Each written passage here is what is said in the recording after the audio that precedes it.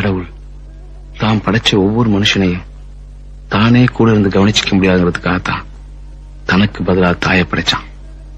அந்த தாயும் மகனோட கடைசி கால வரைக்கும் கூட வர முடியாதுங்கிறதுக்காகத்தான் மனைவியை படைச்சான். என்னை பொறுத்த வரைக்கும் தாயும் தெய்வம்தான், பஞ்சாதியும் தெய்வம்தான். பெண் மனசு ஆழம் என்று ஆம்பளைக்கு தெரியும், அது பொம்பளைக்கும் தெரியும். அந்த ஆழத்திலே என்ன உண்டு யாருக்குத்தான் தெரியும், அது யாருக்குத்தான் தெரியும்.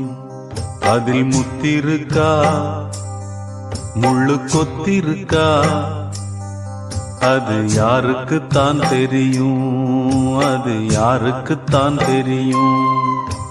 பெண் மனசு ஆழம் என்று ஆம்பளைக்கு தெரியும், அது பொம்பளைக்கும் தெரியும்.